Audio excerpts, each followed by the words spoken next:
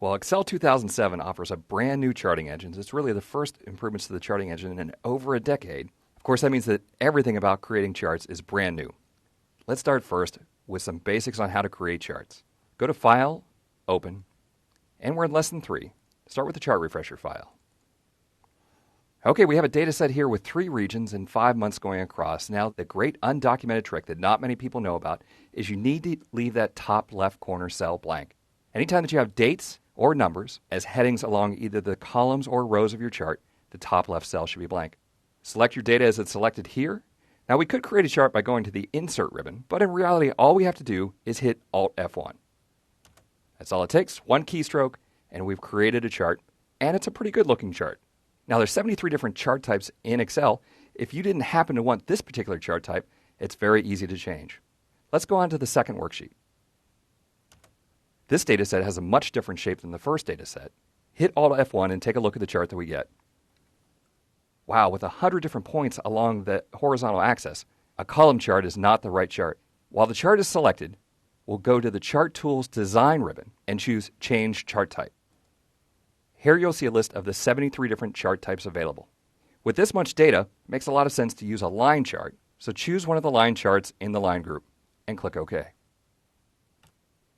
Very easy. To create a chart with Alt F1, choose Change Chart Type, and you're done. Now, one of my favorite tricks is how to add data to an existing chart. Throughout the course of this lesson, you'll be learning how to do all kinds of cool things with charts, including formatting. And once you have a chart created with data through last month, it would be great if you could just add new data for the new month. Let's go on to the next worksheet. We have a chart here with data from January through June. Say that a month is finished and we have a new data set. In cell H2, type July 2004. Just randomly fill in some numbers. Perhaps the East region sold 20 million. The Central region was up to 35 million. And the West region did 12 million. There's our new data set. Now click on the chart once to select the chart. You'll see a blue outline around the data that's represented in the chart. At each corner of that outline is a blue handle. To add new data to the chart, all we have to do is grab one of the right handles and drag out to the right to include the new July data. That's all there is to it. Incredibly simple. Now, if for some reason you needed to show a rolling 6 months, we can take months off the left-hand side by grabbing the blue handle on the left and dragging to the right. Before I knew this trick, I would start over every month creating a new chart from scratch and then would have to recreate all the formatting. By being able to just click and drag to include new data, you'll be able to create your monthly charts in a flash. Going on to the next worksheet. Sometimes your data set is not set up right for charting. In this case, we have labels in column A, but the information I want to chart is in column G. It's no problem. Select the data in column A from A4 to A8.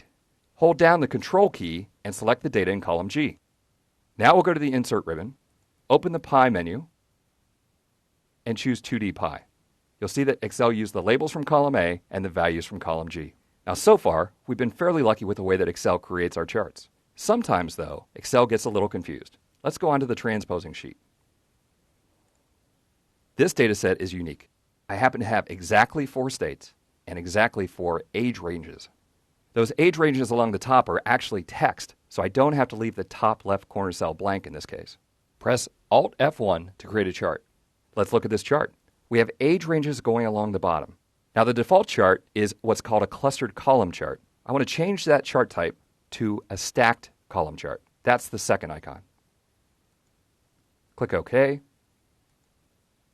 Now, this chart is interesting. In the first stack, we see the number of people who are aged 0 to 4 in the 4 states. In the third stack, we see that California has more people aged 18 to 64 than any of the other states. But this may not be the message that you're trying to talk about. Perhaps you want this chart to be an analysis of ages by state.